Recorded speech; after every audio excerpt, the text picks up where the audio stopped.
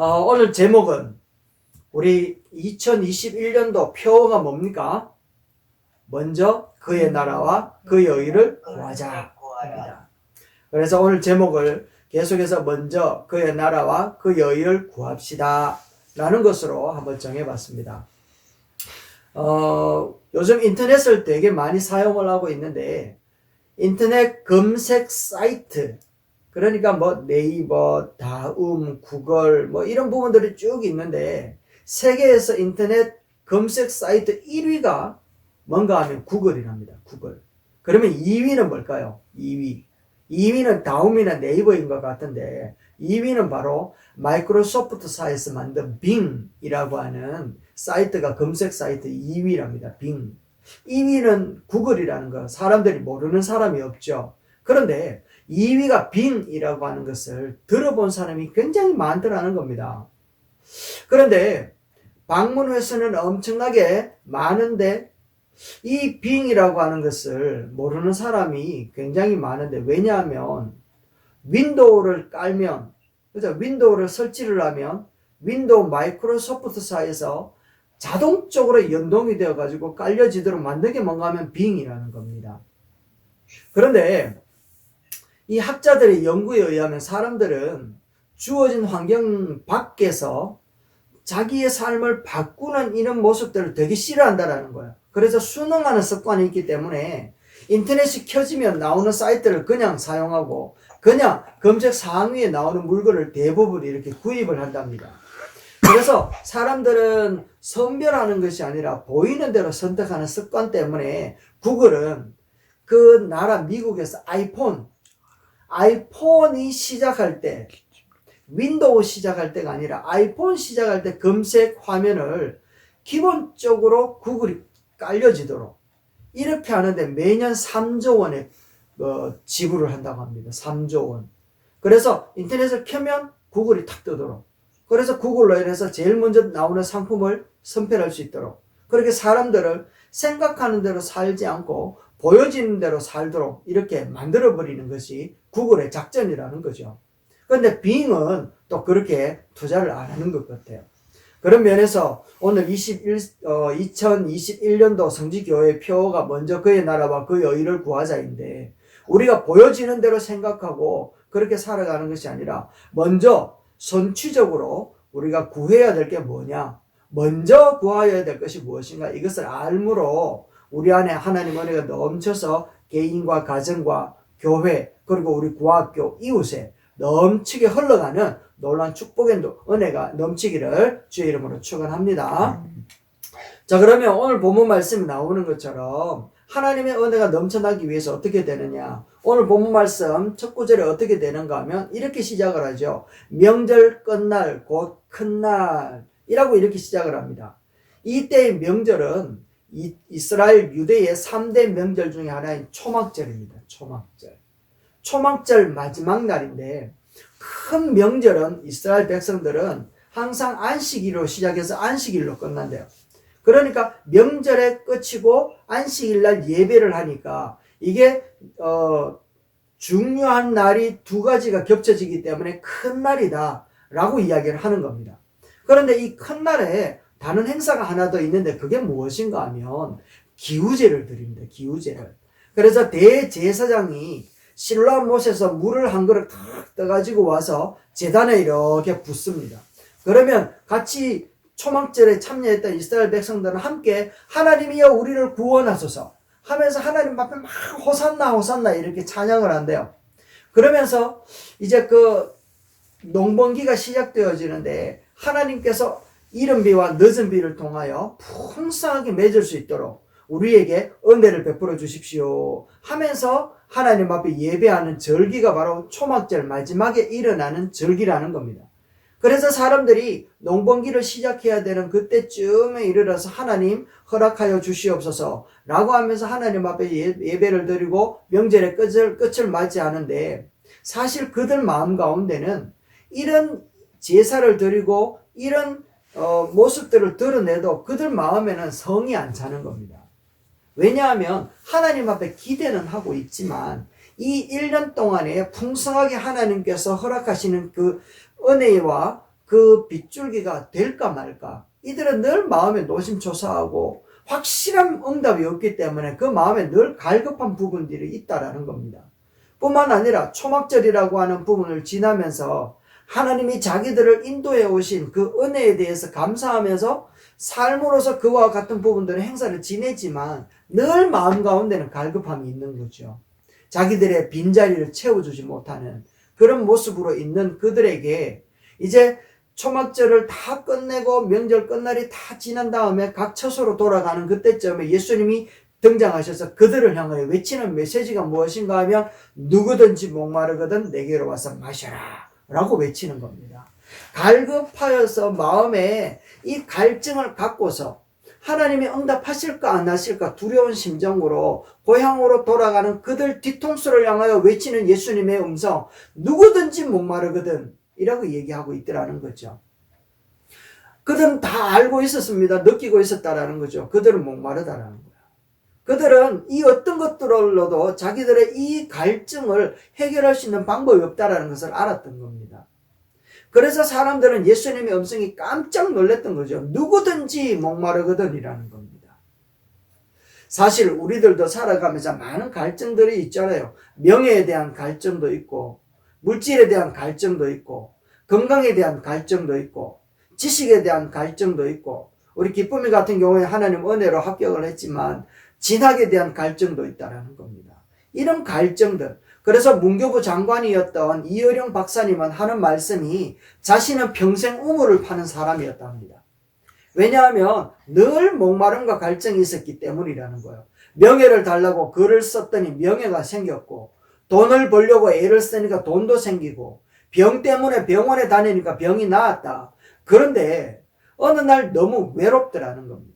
그래서 극장에 가서 영화를 보고 좋은 글을 읽어도 이 외로움을 채워지지 않는데 이게 바로 고독. 절대 고독 때문에 두렵고 떨리더라는 겁니다. 그런데 어느 순간에 이 갈증이 해결이 되어졌는데 이 갈증이 바로 진리에 대한 갈증이었고 창조주 신에 대한 갈증이었다라는 거죠. 그래서 우리 인간에게는 그 무엇으로도 채울 수 없는 영적인 갈증, 목마름이 있다라는 것을 이 얘기를 하고 있더라는 겁니다. 그래서 사람들은 쾌락으로 이것을 채우려고 하고 물질로 채우려고 하고 자기의 수고로 채우려고 하지만 이 영적인 목마름, 영적인 갈증을 채울 수 있는 것은 아무것도 없더라는 거죠. 그래서 예수님은 우리를 향하여 이렇게 외치는 겁니다. 누구든지 목마르거든. 누구든지 목마르거든. 이라고 얘기를 하고 있더라는 거죠. 그렇다면 우리 주님이 이 목마른 인생에게 해답을 주시고 채워줘야 되는데 우리 성도들, 우리 성지교회가 먼저 그러면 이 목마름을 채우기 위해 먼저 해야 될 게 뭐냐? 그래서 먼저 해야 될 게 뭐냐? 그 첫 번째는 예수님이 말씀하신 것처럼 방향을 분명하게 잡아야 됩니다. 뭐라고요? 방향을 분명하게 잡아야 됩니다. 그래서 예수님이 뭐라고 이야기하는가 하면 내게로 와서 마셔라 하잖아요. 내게로. 사람들은 자기의 갈증을 채우기 위하여 세상으로 시선을 돌리고 자기의 열심으로 시선을 돌리고 아니면 다른 것으로 시선을 돌리더라는 겁니다. 그렇지만 예수님은 이야기하는 거예요. 목마른 자들아, 갈증을 일으킨 자들아, 내게로 눈을 돌려라. 내게로 시선을 집중해라. 내게로 오라. 라고 말씀하고 있는 것을 보게 됩니다. 예수님은 늘 우리에게 말씀을 하고 계시죠. 수고하고 무거운 짐진 자들아 다 누구에게로 오라? 내게로 오라 얘기하는 거예요. 예수님은 오늘도 우리에게 방향을 분명하게 제시하고 있습니다. 내게로 오라. 종종 우리 인생을 바다를 항해하는 배로 비유를 하고 있습니다. 그래서 항해를 하다가 보면 갈증이 생기더라는 겁니다. 그리고 지치더라는 거죠. 그렇다고 해서 바다에 항해하고 있는 선원들이 목마르다고 해서 바닷물을 마시면 그 갈증이 해결되는 것이 아니라 오히려 그 갈증 때문에 죽음을 맞이한다는 것. 우리는 상식적으로 잘 알고 있자는 거죠. 아무리 물이 많아도 먹을 수 있는 물과 먹으면 안 되는 물이 있다는 겁니다. 마트에 가면 각종 음료수가 나열이 되어 있잖아요. 그런데 그 음료수에 나열되어진 것에 공통으로 들어가는 문구가 있는데 뭔가 하면 갈증 해소라는 게 갈증 해소. 그런데 우리가 아는 것은 갈증 해소는 순간이고 계속해서 목마르잖아, 그죠? 그래서 예수님은 방향을 분명히 해라. 내게로 와서 마셔라. 라고 이야기합니다. 그러니까 어거스틴 같은 경우에도 그의 참회록에 이렇게 기록해 놓은 것을 보여줍니다. 주여, 당신은 우리 안에 당신만이 채울 수 있는 공간을 만드셨습니다. 그러므로 당신을 떠나서는 우리가 아무것도 만족할 수 없나이다 라고 이야기하면서 당신만이 채울 수 있는 공간, 그것을 비워 놓으시고 그 어떤 것들로도 채울 수 없음을 주님은 아시기 때문에 오늘도 우리를 향하여 내게로 오라 라고 말씀하는 겁니다. 오늘 21세기를 21년도를 살아가면서 먼저 우리들이 취해야 될 행동은 예수님께로, 무엇을 해도 예수님께로 우리가 방향 설정할 수 있게 되기를 주의 이름으로 축원합니다. 많은 사람들이 예수님께로 따라다닙니다. 우리가 아는 것처럼 많은 무리가 있었지만 죽은 자 가운데서 살아난 사람은 나사로밖에 없었죠. 뿐만 아니라 많은 무리들이 따라다녔지만 예수님의 옷에 손깃을 대면서 혈루병이 나은 여인은 한 사람밖에 없더라는 겁니다. 그래서 많은 사람들이 예수님께 오지만 그 다음 단계 취해야 될 것이 있는데 그게 무엇인가 하면 마셔야 된다는 겁니다. 마셔라 라고 이야기합니다. 내가 마시게 해줄 게가 아니라 이제 네가 스스로 마셔라 라고 얘기를 하고 있습니다. 두 번째가 뭐라고요? 마셔야 된다는 겁니다. 마신다라고 하는 것은 믿음을 얘기합니다. 믿음.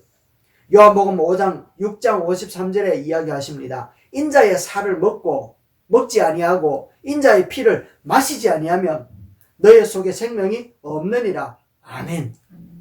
다시 이야기를 하면 인자의 피를 마신다. 그죠? 이 말은 우리를 구원하시기 위하여 예수님께서 십자가에 달리셔서 살을 찢으시고 피 흘리신 사실을 믿어야 된다 이 말이잖아요. 예수님께서 우리 모든 죄를 해결하셨다. 하나님 아버지께서 여전히 나를 사랑하신다. 예수께서 우리 안에 늘 주님의 말씀을 생각나게 하시고 늘 주님을 의지하고 믿을 수 있는 모습이 되기를 오늘 우리 주님은 원하고 있다는 거죠. 그래서 예수님께로 왔다면 예수님을 믿는 우리의 모습이 되기를 주의 이름으로 축원합니다. 우리는 다 예수님을 믿는다 얘기를 합니다. 어느 날 윌버 챕만이라고 하는 목사님이 계시는데 이 목사님은 이제 D.L. 무디라고 하는 부흥사 목사님이 섬겼던 교회의 후임으로 오셨던 목사님입니다. 굉장히 유명하신 목사님이죠. 윌버 챕만. 그런데 이분이 대학생 시절에 무디 목사님을 만났습니다. 그런데 예수님을 믿는데 구원에 대한 확신이 없는 겁니다. 그래서 무디 목사님한테 물었습니다. 선생님, 나는 구원의 확신이 없습니다. 무디 목사님이 대답합니다. 당신은 예수님 믿습니까? 그러니까 뭐라고 했겠습니까? 믿기는 믿지만 확신이 없습니다. 라고 얘기를 하더라는 거죠. 그래서 무디 목사님은 요한복음 5장 24절을 읽어라 얘기합니다. 어떤 말씀인가 하면 내가 진실로 너희에게 이르노니 내 말을 듣고 또 나 보내신 이를 믿는 자는 영생을 얻었고 심판에 이르지 아니하나니 사망에서 생명으로 옮겼느니라. 이 말씀이거든요. 그래서 이제 무디 목사님 또 묻습니다. 이제 믿겨집니까? 그래 물어보니까 믿기는 믿는데 그러면 당신은 영생을 얻었습니까? 물어보니까 글쎄요 라고 또 대답을 하더라는 겁니다. 그래서 한 번 더 읽어보라고 이야기를 했죠. 그러니까 진실로 너희에게 이르노니 내 말을 듣고 또 나 보내시는 믿는 자는 영생을 얻었고 심판에 이르지 아니하나니 사망에서 생명으로 옮겼느니라. 그리고 또 질문합니다. 당신은 믿습니까? 예. 그러면 당신에게 영생이 있습니까? 모르겠습니다 라는 겁니다. 그러니까 무디 목사님이 버럭 화를 내면서 소리를 지르면서 이렇게 얘기합니다. 도대체 당신이 무엇인데 하나님을 무시합니까? 하나님께서 믿는 자에게 영생이 있다고 하셨으면 있는 것이지 왜 그래 못 믿습니까? 하나님이 있다 하면 있는 줄 알면 되지 라고 얘기하는 겁니다.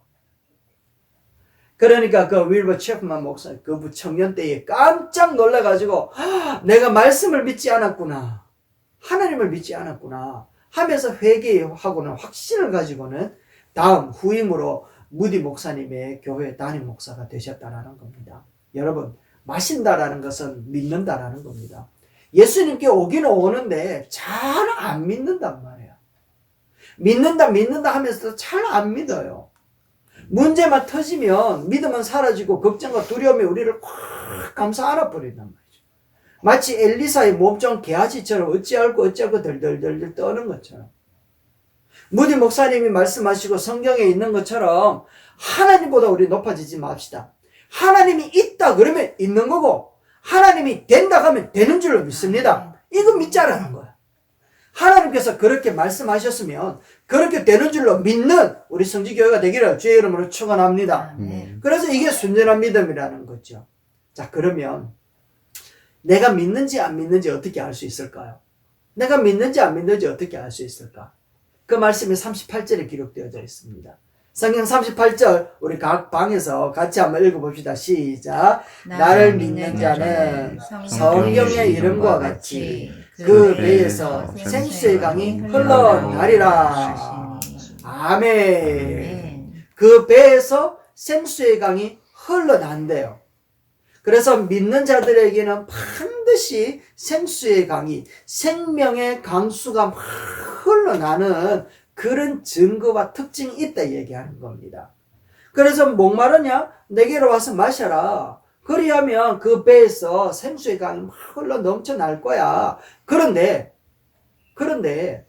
그 생수의 강이 흘러 넘친다는 게 어디에 기록되어져 있는 겁니까? 성경의 이름과 같이. 성경에서 말씀하고 있다 아이가. 성경에서 우리에게 가르쳐주고 있다 아이가. 성경 말씀을 그들은 늘 외우고 가르치고 또 그거를 또 배우고 하면서 유대인들은 늘 살았단 말이에요. 그럼에도 불구하고 그 성경과 상관없이 살아가는 그들에게 예수님께서 하시는 말씀이 누구든지 내게로 와서 마셔라. 그래야면 성경의 이름과 같이 성경에 말씀하시는 것 같이 그 배에서 생명의 강수가 흘러 넘친다라고 말씀하시는 겁니다. 우리의 생명의 강수가 넘쳐날 수 있게 되기를 주의 이름으로 축원합니다. 아멘. 그러면 여기서 이야기하는 배는 뭘까요? 배. 여기서 이야기하는 배. 그죠? 이 온갖 오장육부가 들어가 있는 이 배. 그죠? 이 배 맞습니다. 그런데 여기서 이야기하는 것은 방, 내실 깊은 곳을 얘기하는 거예요. 다시 이야기하면 인간의 가장 깊은 저 밑바닥 베이스라고 하는 거예요. 예수님께 나와서 예수 믿는 사람들은 인생의 가장 깊은 저곳에서 성경에서 말씀하고 증거하여 주셨던 것처럼 생명의 강수가 막 흘러날 거야 라고 이야기를 하고 있습니다. 여러분, 우리는 이 생명의 강수가 흘러나고 있습니까? 흘러날 수 있게 되길 주의 이름으로 축원합니다. 그래야 믿는 자래요. 자, 그렇다면 이 생명의 강이라고 하는 유대인들이 이 강이라고 하는 말을 유대인들이 들었을 때 깜짝 놀랐을 겁니다. 우리는 강 그러니까 뭐 돌았으면 낙동강이요, 옆으로 보면 뭐 해운대 바닷가요, 뒤돌아보면 저기 산만디에서 넘어서 보는 서해도 보이고 뭐 그렇습니다. 그죠? 강 별로 우리들은 느껴지는 거 아니잖아요. 그런데 이스라엘에게 있어서 물이 정말 귀하거든요. 정말 귀해서 강이라면 볼 수 있는 강이 그렇게 드물던 거예요. 요단강 그러면 그것도 쩔쩔쩔쩔쩔 흘러가는 시냇물 같대요. 그리고 또 우리가 아는 홍해강도 굉장히 넓은 것 같은데 그렇게 넓지 않다는 거예요. 왜냐하면 물이 그렇게 많이 흐르지 않으면 이게 말라 비틀어져 버리기 때문에 그래요.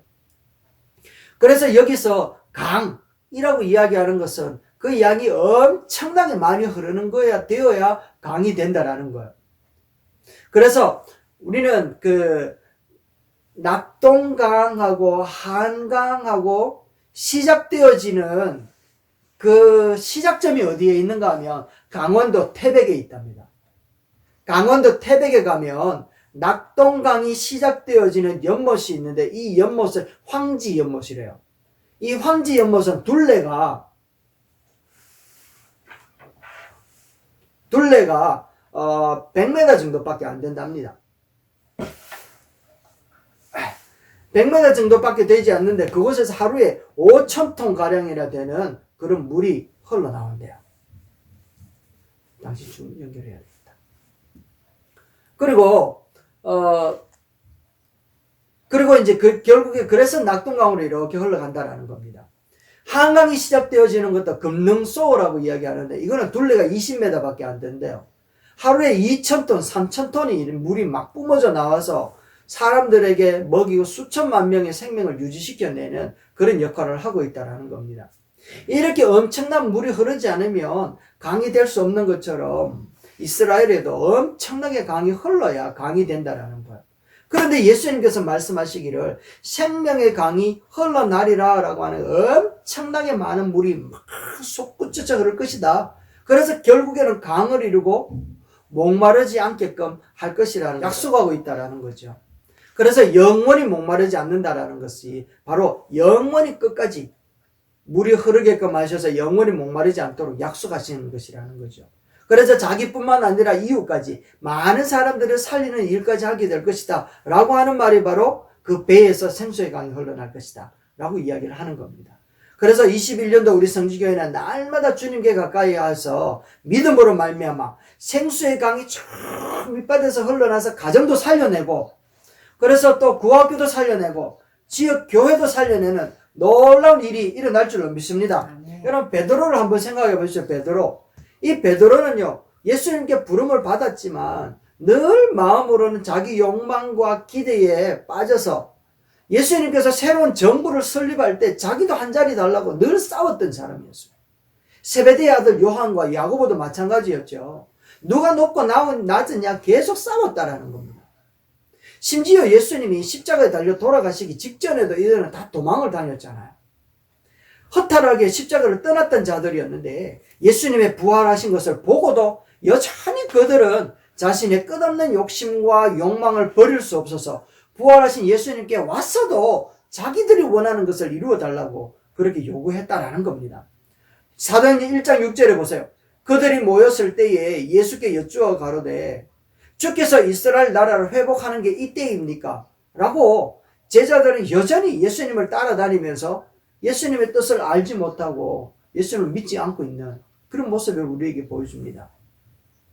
그러니까 예수님이 그들에게 하는 말이 7절에 이르시되 때와 기한은 아버지께서 자기의 권한에 두셨다. 너희가 알 바 아니다. 너희가 고민하고 있을 필요가 없다라는 거죠. 베드로나 그 제자들은 여전히 예수님이 부활하신 그 상황이 이르렀을 때에도 자기들의 욕심과 자기들의 생각, 자기들의 마음을 버리지 않았던 거예요.